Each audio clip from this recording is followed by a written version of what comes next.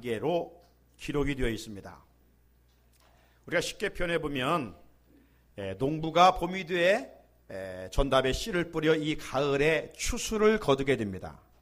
뿌리면 거두게 된다는 것입니다. 하나님의 약속은 반드시 성취되고 이루어진다는 사실이에요. 사람은 한계가 있습니다. 부족합니다. 그래서 우리가 수고한 그대로 거두는 것은 물론 아니에요. 나름대로 지난날 내 젊음을 다해서 열심히 수고하고 노력했습니다. 그러나 노후의 인생이 다 풍요로운 법은 아니에요. 이게 인간이 가지고 있는 한계라고 할 수가 있습니다. 하지만 우리가 믿는 하나님은 온전하신 분이십니다. 그분의 말씀은 1.1획도 결코 변함이 없으신 분이십니다. 그분은 약속하시면 그 약속을 반드시 이루시는 분, 애언에 성취하시는 살아계신 하나님이신 줄로 믿습니다. 지난주 우리는 이 1절로부터 14절 말씀 속에 5절에 있는 말씀 하나를 끄집어내 제목을 성벽이 무너져 내리리니, 이런 제목을 가지고 말씀을 전했어요. 성벽이 무너져 내리리니, 내려졌다는 게 아니에요. 지금 눈앞에 여리고 성벽이 무너졌다는 이야기가 아니에요. 이스라엘 백성들이 여리고성과 싸워서 승리했다는 말이 아니에요. 그렇게 될 것이라는 거예요. 하나님의 예언의 말씀이에요, 전반부는. 그런데 오늘 이 중반부의 말씀은 이제 상황이 완전 바꿔집니다. 예언의 그 말씀이 성취되고 있는, 뿌린 것이 열매를 거두고 있는 상황입니다. 그래서 오늘 제목은 제가 20절에서 뽑아서 제목을 잡았는데, 이제 성벽이 무너져 내린지라. 앞에는 성벽이 무너져 내리리라. 이것은 이제 시제형으로 말하면 미래 완료형입니다. 미래 완료형. 아직 완성되지 않았지만 완성된 것처럼 말을 하는 것이죠. 우리가 예를 들어서 지금 천국을 가지 않았지만 천국을 이 땅에서 맛보며 살아가는 거예요. 무엇으로? 믿음을 통해서. 반면에 이 후반부의 말씀은 성벽이 무너져 내린지라, 이제 현재 완료형으로 기록이 되어 있습니다. 이렇게 성경은 약속과 성취의 관계로 맥을 이루고 있다는 사실을 우리가 기억할 수 있습니다. 사랑하는 성도 여러분, 우리는 하나님을 잘 알아야 된다고 그랬죠. 하나님의 성품을 알을 때 우리가 예수를 잘 믿을 수 있다고 그랬어요. 하나님의 성품 중에 하나는 뭐냐? 하나님은 신실하시다는 거예요. 하나님은 변함이 없으시다는 거예요. 약속하신 것은 반드시 이루시는 분이시라는 거예요. 당신이 하신 말씀에 대한 열매를 거두게 하신다는 말씀입니다. 하지만 우리는 다짐은 하지만 그 다짐을 이루지 못할 때가 얼마나 많습니까? 결단을 하지만 결단대로 살지 못할 때가 얼마나 많습니까?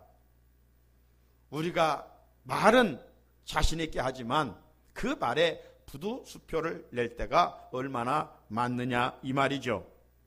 하지만 하나님은 선포하신 말씀에 대해서 반드시 이루십니다. 너희들이 이렇게 살면 내가 너희에게 복을 주실 것이다. 축복의 말씀도 이루어지고, 너희들이 이렇게 살지 아니하면 너희가 너희 땅에 하나님의 저주가 임하리라. 이 말씀도 그대로 성취된다는 말씀이에요. 그렇다면 우리가 어떻게 살아야 되겠는가? 분명한 답을 얻게 되는 것이죠.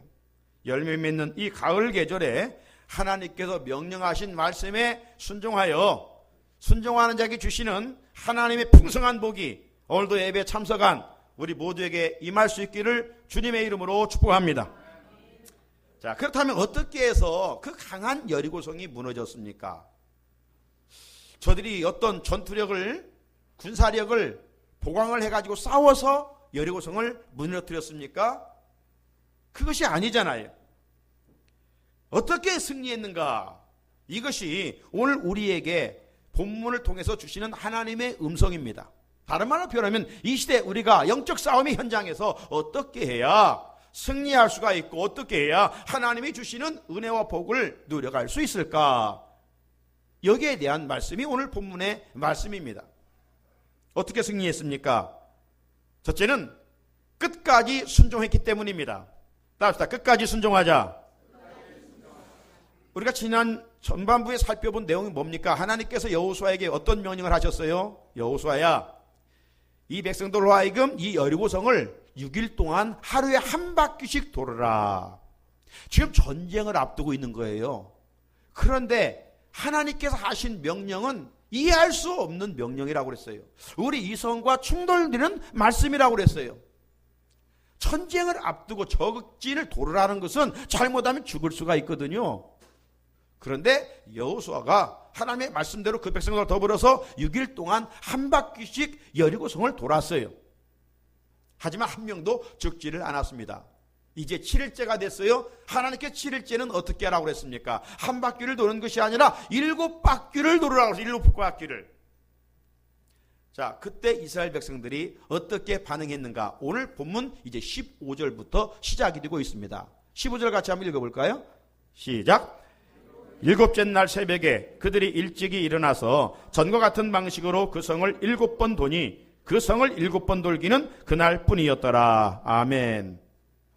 하나님의 명령은 전쟁을 앞둔 이스라엘 백성들에게 무모한 명령이요, 또 순종하는 사람들도 참 무모한 짓이라고 할 수가 있죠. 한번 생각해 보세요. 하나님께서 여리고 성을 이미 모세 시대부터 가나안 땅을 주기로 했으면 하나님의 능력도 있으시니까 쉽게 주면 되잖아요. 뭐 어렵게 힘들게 한 바퀴씩 돌고 마지막 날은 7바퀴씩을 돌아라. 그러면 그 성을 무너뜨려 너희들이 얻게 될 것이다. 왜 이렇게 하나님이 우리 인간편에서 귀찮게 그런 명령을 하십니까? 그냥 주시면 되지. 우리 사람의 본성은요, 어떤 일을 쉽게만 하려고 합니다. 좁은 길로 가지 아니하고 넓은 길로 가려고 하는 것이 우리의 본성적인 모습 아닙니까? 그런데 여러분, 우리가 세상은 그렇게 살아가기가 호락호락한 세상이 아니에요. 쉽게 그냥 내 마음대로 되는 세상이 아니에요. 그래서 하나님이 쉽게 해주면 우리 인간이 그런 쉬운 것에 적응하게 되면 어려운 일을 만났을 때 해결 능력을 상실하게 되는 것입니다. 여러분, 산수가 있고 수학이 있어요.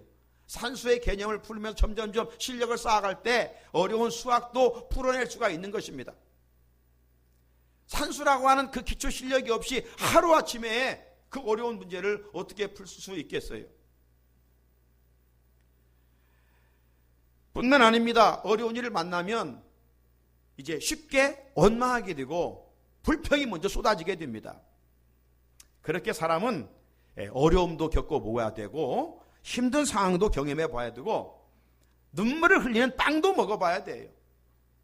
그래서 우리 말에 젊어서 고생은 사서도 한다, 그런 표현을 하고 있지 않습니까? 그 받은 고난만큼 내 인간적인 성숙이 뒤따른 법이라는 것이죠. 하나님께서 7째 날 성벽을 한 번 돌라고 하지 아니하고 7번을 돌라, 이 말씀에는 어려운 일이에요. 쉽지 않은 행동을 요구하시는 거예요. 그럼에도 그렇게 명령하신 것은 왜 그러느냐? 끝까지 순종하는가? 이스라엘 백성들을 테스트하는 거예요. 시험하는 거예요. 저들은 6일 동안 그 더운 지역에서 하루에 한 바퀴씩 돌았습니다. 7째 날 됐어요. 그들이 돌면서 어떤 생각을 가지게 되겠어요? 아니, 6일 동안 하루에 한 바퀴씩 돌라고 했는데 오늘도 마지막 날 한 바퀴만 돌면 되는 거 아니야? 왜 오늘은 하나님이 우리에게 귀찮게 7바퀴나 돌라고 그렇게 명령하시는가? 이러면서 모르는 사이에 그냥 원망과 불평이 쏟아질 수 있습니다. 지금 하나님께서 그런 상황으로 그 백성들을 지금 몰아넣고 계시는 거예요. 그래서 하나님은 저들에게 한 번이 아니라 7번 한번 돌아봐라, 너희들이. 그렇게 지금 테스트하고 계시는 거예요. 이것은 바로 하나님의 말씀에 끝까지 순종하라. 끝까지 순종하라는 겁니다.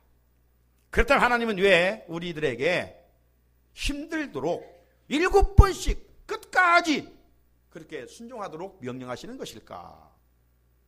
이 말씀을 묵상하면서 하나님이 들려주신 음성은 이런 것이었습니다. 최초의 사람 아담이 끝까지 순종하지 못하여 비극이 찾아왔기 때문입니다. 한번 에덴 동산을 생각해 보세요. 아담과 하와가 살았습니다. 하나님 말씀 순종하며 살았지 않겠어요? 이렇게 하라면 예, 하나님 이렇게 하겠습니다. 저렇게 하라면 저렇게 하겠습니다. 순종했어요. 하루아침에 그들이 불순종한 건 아닐 거 아니에요. 어느 날 마귀가 찾아왔어요. 아마 마귀가 찾아왔을 때 한 번에 마귀의 말에 넘어갔다고 생각되지 않습니다. 아니야, 이거 하나님이 먹지 말라고 그랬어. 아니야, 그래서 이겼을 것 같아요. 그래도 계속 마귀가 찾아옵니다. 유혹합니다. 아니야, 이거 먹어봐. 너희 눈이 밝아져서 하나님과 같이 돼.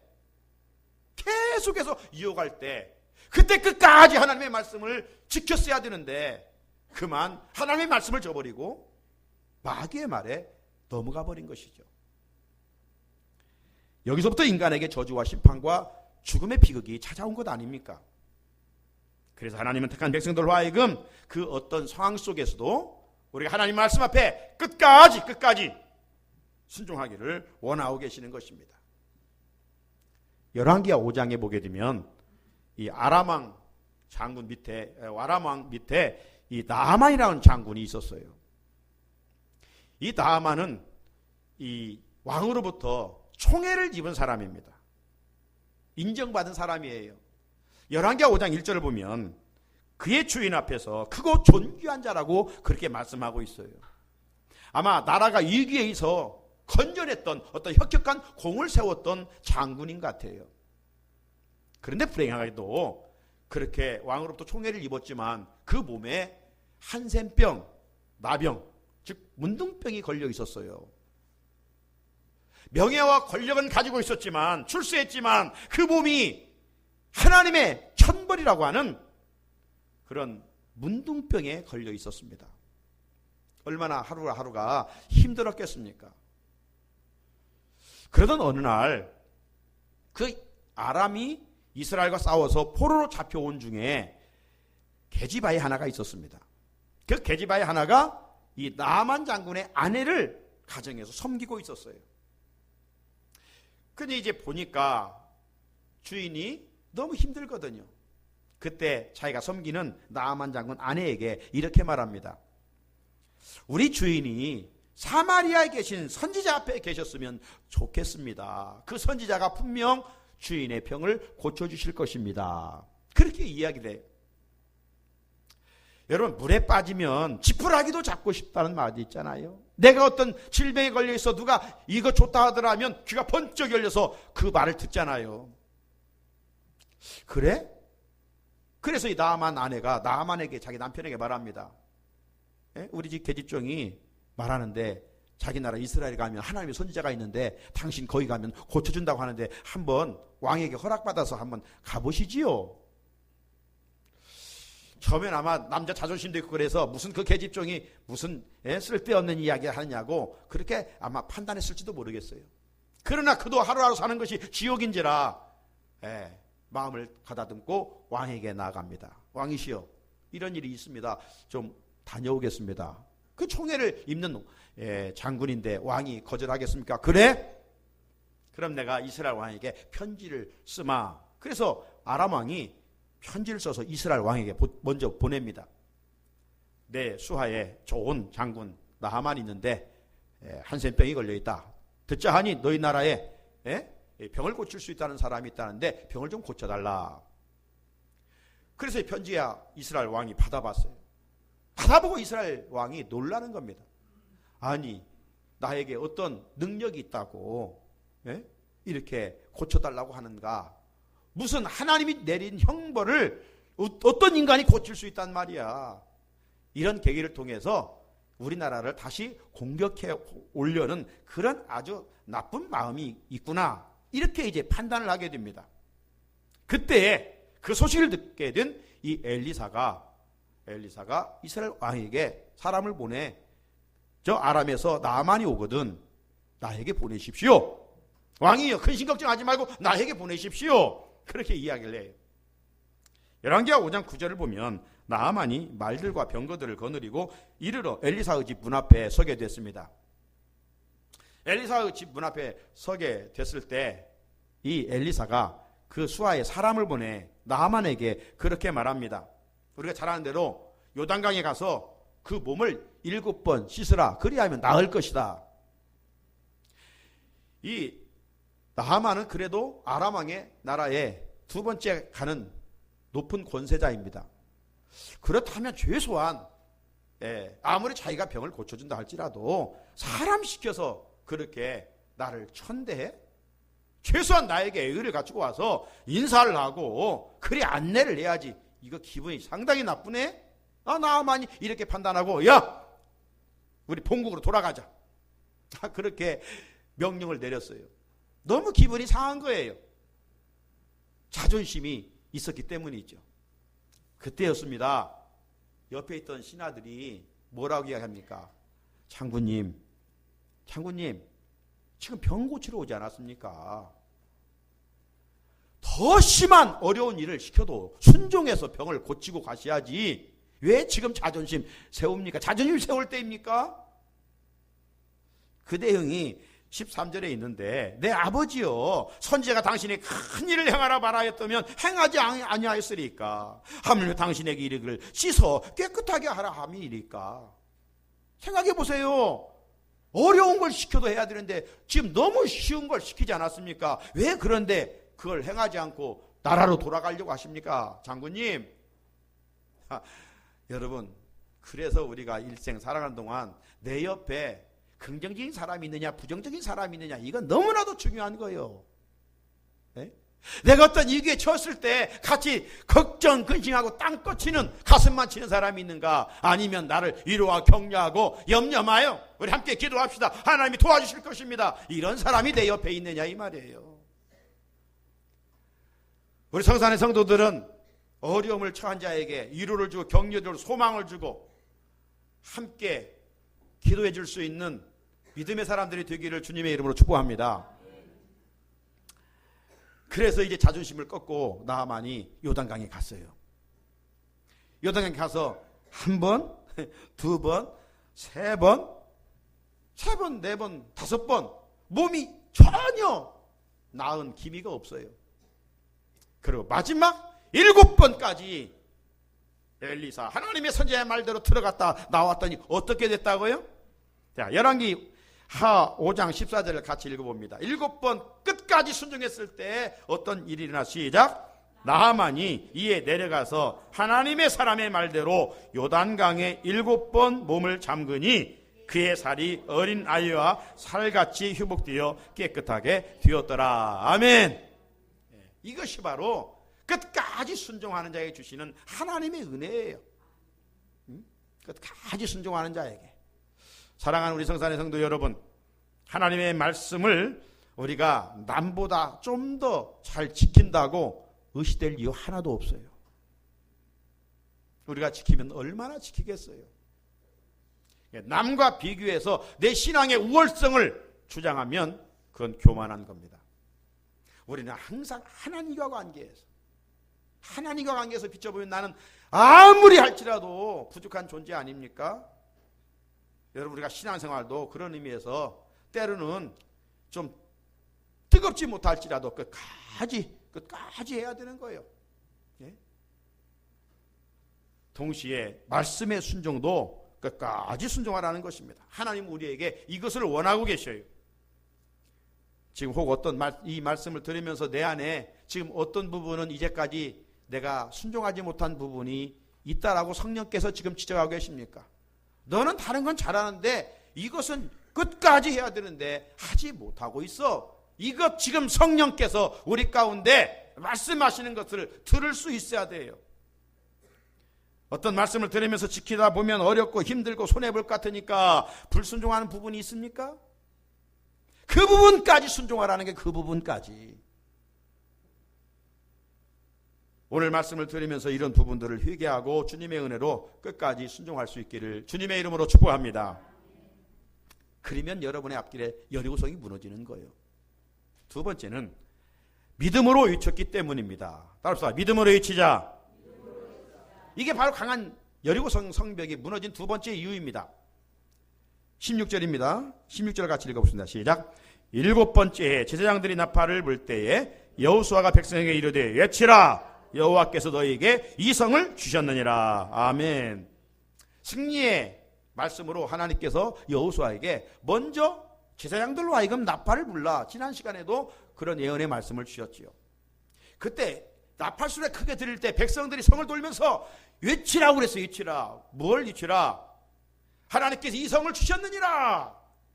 하나님께서, 자기들의 어떤 노력으로 이 성이 무너진 게 아니라 하나님께서 주셨다는, 이게 뭡니까? 믿음의 고백이에요. 우리는 세상에 살아가는 사람들과 다른 점이 뭡니까? 세상 사람들은 내가 했다는 겁니다. 주어가 나요. 다 내가 했다는 거예요. 내가 잘났다는 것이죠. 그러나 우리 믿음의 사람의 고백이 뭐예요? 하나님이 하셨습니다. 하나님이 도와주셨습니다. 하나님이 함께 하셨습니다. 하나님. 이게 믿음의 표현 아닙니까? 하나님이 이 성을 주셨느니라. 그렇게 외쳤을 때 놀랍게도 그 강한 여리고성이 무너졌어요. 고고학자들에 의하면 어떻게 그 성이 무너졌는가? 우리나라에도 경주를 중심으로 지진이 일어난 것처럼 지금 고고학자, 지질학자에 의하면 그 수천 년 전에 가나안 땅에 하나님이 지진을 통해서 흔들려 버렸다. 그렇게 지금 발표되고 있습니다. 20절이죠. 이에 백성은 외치고 제사장들은 나팔을 불매 백성이 나팔 소리를 들을 때 크게 소리질러 외치니 성벽이 무너져 내린지라. 사랑하는 성도님 여러분, 여리고 성벽에 무너진 결정적인 키워드는 뭐냐? 외쳤다는 것입니다. 백성들이 함께 외쳤다는 것입니다. 소리를 질렀다는 것입니다. 그냥 소리를 외친 것이 아니에요. 하나님이 믿음으로 외쳤습니다. 믿음으로.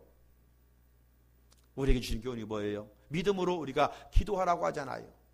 믿음으로 기도하지 않으면 하나님이 거절하신다고 그랬습니다. 그러므로 나를 넘어뜨리는 악한 마귀와 싸워 승리하는 그 비결이 뭐냐? 무기가 뭐냐? 바로 믿음으로 기도하는 것입니다. 부르짖는 것입니다. 기도에 대해서 에베소 6장 18절은 하나님이 이렇게 말씀하고 있어요. 모든 기도와 간구를 하되 항상 성령 안에서 기도하고 이를 위하여 깨어 구하기를 항상 힘쓰라. 여러분 지금 무엇에 힘쓰며 살고 있습니까? 하루 한번 조명해 보세요. 내가 지금 하루 어떤 일에 힘써야 되는가? 여러분이 그것을 중요시 여기기 때문에 힘쓰지 중요하지도 않은데 그 힘씁니까? 돈이 중요하니까 돈 버는 일에 힘쓰는 거 아니에요? 귀한 일이에요. 그렇다면 우리가 믿음의 사람으로서 이 마지막 때 무엇에 힘쓰라고 하나님이 명령하고 있느냐 이 말이에요. 그것은 항상 깨어 구하기를 힘쓰라. 기도하기를 힘쓰라. 그런데 기도하되 그냥 종교적으로 기도하면 아니라 믿음으로 기도하라. 믿음으로. 야고보 1장 6절이죠. 오직 믿음으로 구하고 조금도 의심하지 말라. 의심하는 자는 마치 바람에 밀려 요동하는 바다 물결 같으니. 그 뒤로 이어지는 말씀 보면 의심하고 드려지는 기도는 얻기를 생각하지 말라. 그렇게 말씀하고 있어요. 믿음으로 기도하라는 거예요. 왜? 하나님은 믿으시기 때문에. 오늘 우리 가운데도 믿음으로 기도하여 응답받은 일들이 간증하라면 다들 몇 가지씩 간증할 거예요. 우리가 지금 매일매일 묵상집에 큐티를 하고 있는데 이 본문이 담고 있는 큐티 말씀 묵상집을 제가 찾아보니까 이런 이야기가 있어요. 그레이트 스모키 산줄기 마을에 한 교회가 예배당을 새로 건립할 때의 일입니다. 이제 낡은 교회를 부수고 새로운 교회를 세워서 입당하기 10일 전이었습니다. 열흘 전이었습니다. 건축 감리가 건물 규모에 비해서 주차장이 작다고 허가를 내주지를 않았습니다. 주차장 크기를 지금보다 2배로 증축하지 않으면 새 예배당을 허가할 수 없다. 그렇게 통보가 왔어요. 그때 그 통보를 받은 목사님은 담대한 마음으로 주일 아침에 그렇게 말했습니다.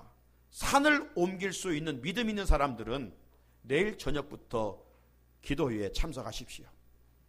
산을 옮길 수 있는 믿음으로 기도할 사람은 내일 저녁 집회부터 참석하십시오. 광고를 했어요. 다음 주 예정된 새성전 봉헌식 전까지 뒷산을 허물어 땅을 다지고 페인트를 칠할 이 자금을 위해서 하나님께 기도하기로 작정을 했던 것이죠. 약속된 시간에 이 300명의 신자 중에 24명이 기도회에 참석을 했어요. 300명의 성도들 중에 24명이 기도회에 참석을 했어요. 그들은 모여서 3시간 동안 하나님께 열심히 믿음으로 기도를 했어요. 하나님, 다음 주까지 이 문제들이 해결되어서 입당 예배를 드릴 수 있게 해주십시오. 그렇게 간절히 3시간 기도하고 나는 그 다음날 아침에 누가 찾아왔느냐?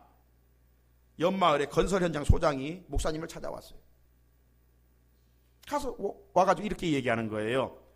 교회 뒷산의 흙을 본인들에게 매각한다면 그 처리 비용은 물론 도로 포장과 뒷처리까지 다 책임져 주겠습니다. 지금 이 주차장을 넓혀야 할 그런 공사인데 자기들이 그걸 다 흙을 가져가는 대신에 다 해주겠다는 거예요. 그래서 이 교회는 예정된 주일에 새성전 봉헌식을 올렸다는 것입니다. 이건 이야기가 아닙니다.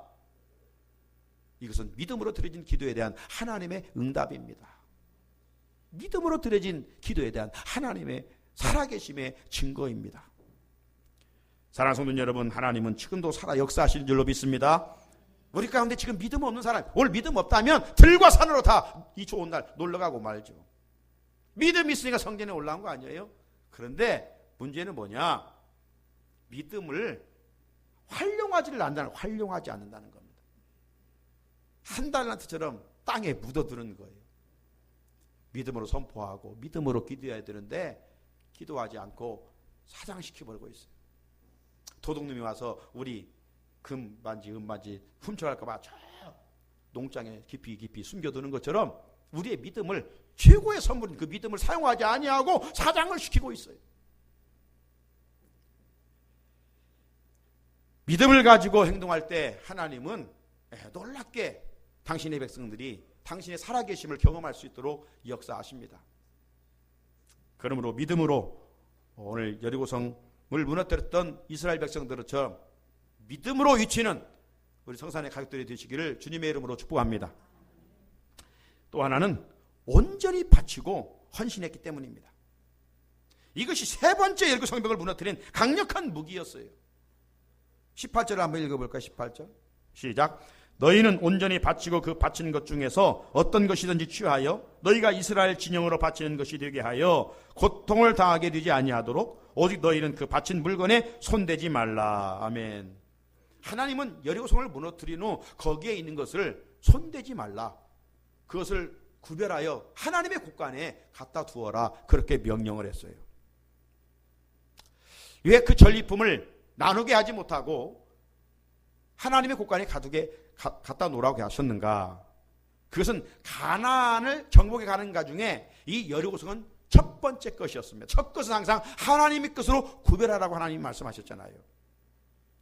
그래서 하나님의 곳간에 갖다 두라는 이유는 또 하나는 이후에 솔로몬이 성전을 지을 때 이런 금, 은, 동, 철을 사용하여 하나님의 성전을 아름답게 짓게 하기 위함이었습니다.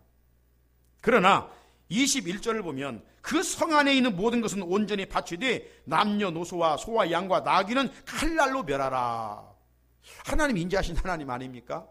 전쟁에 우리를 죽이려고 했던 그 군인들만 잡아 죽이면 되지 왜 그 여리고성에 살고 있는 어린 아이들까지 여자들까지 다 하나님이 죽이라고 명령하셨을까? 잔인한 하나님 아니신가? 우리가 이렇게 생각해 볼 수가 있어요. 그럼 여기는 왜 그랬는지 분명 뜻이 있을 거 아니에요? 이것은 이 가나안이라고 하는 여리고라고 하는 곳은 죄악을 상징하는 것입니다. 악은 마지막까지 진멸해야 된다는 거예요. 뿌리채 뽑아야 된다는 것입니다. 이걸 하나님이 말씀해 주시고 있는 것입니다. 그러므로 이 가나안과의 전쟁은 단순히 어떤 영토 확장의 전쟁이 아니라 악과 싸우는 거룩한 전쟁, 영적 전쟁, 성전이라고 할 수가 있는 것입니다. 사랑하는 성도님 여러분, 하나님은 전리품 가운데 인간들이 욕심낼 수 있는 물질을 개인적으로 소유하지 못하게 했습니다. 그것을 구별하여 온전히 하나님께 드리도록 명령을 했습니까? 명령을 했습니다. 오늘 우리에게 어떤 의미를 주고 있는 것입니까? 우리가 세상 살아가면서 우리가 특세 첫날 이 베드로전서 1장 말씀을 통해서 들었던 말씀처럼 보이는 그것에 최고의 가치를 두지 말라는 것입니다. 오늘 금, 은, 동, 철은 이 세상에서의 가치를 말하는 것인데 이런 것들에 소망을 두고 살지 말라. 이런 것에 소망을 두면 성경은 돈을 사랑하는 자는 돈으로 망하느니라 그렇게 말씀하고 있어요. 그런 차원에서 우리는 맡겨진 모든 물건들을 잘 관리하는 청지기가 되어야 됩니다. 하나님께서 우리에게 주신 것들을 가지고 헌신하게 하시는 이유는 어디에 있습니까? 예, 하나님 우리에게 주신 것들을 감사하며 살게 하시는 것입니까? 때로는 하나님께서 주신 것을 우리에게 하나님께 바치라고 명령하시는 것입니까? 하나님을 위함이 아니라 우리 자신을 위함이에요. 우리 자신을 위함. 너희를 위하여 하늘의 보물을 쌓아두라고 했지 하나님을 위하여 보물을 하늘에 쌓아두라고 말씀하지 않았어요. 너희를 위하여. 하나님 우리로 하여금 헌신하게 하신 이유는 단 한 가지예요. 그것은 뭐냐? 지속적으로 베푸시는 하나님의 은혜를 잊고 살아라. 일시적인 은혜가 아니라 샘물처럼 끊임없는 은혜를 잊고 살아라. 그러게 하나님 우리에게 때로는 드리라, 헌신하라 그렇게 명령하고 계시는 것입니다. 말씀을 마칩니다. 오늘 여리고성은 하나님께서 약속하신 대로 무너졌고 이스라엘 백성들은 승리했습니다. 오늘 우리가 예수님의 이름으로 나갈 때 아무리 강한 악한 영도 반드시 승리하게 되는 거예요. 그런데 그 비결이 무엇이냐? 그 영적 무기가 무엇이냐? 첫 번째는 끝까지 순종하라. 끝까지 순종하라. 지금 말씀을 드리면서 하나님 내가 이것까지 지금 순종하지 못하고 있습니다. 그것 성령이 말씀하신 대로 그거 순종해야 돼요. 그거 순종하면 여리고 성벽이 무너져요. 또 하나는 합심해서 유출하고 그랬어요. 기도하라는 것이에요. 우리 그리스도인들이 기도할 수 있는 것은 특권이고 기도할 수 있는 것은 놀라운 은혜입니다. 특별히 이제 또 이 가을에 남은 새벽 한 주간 여러분의 어떤 환경과 여건이 있을지라도 한 주간 새벽을 깨워서 기도하는 일에 대열에 동참할 수 있기를 바랍니다. 사모하면서 새벽을 깨워 함께 이 성전에서 외칠 때 역시 우리 개인의 장벽, 우리 가정의 여리고성 같은 장벽들이 무너지게 될 것입니다. 여호와 니시 하나님의 살아계심을 경험하게 될 것입니다.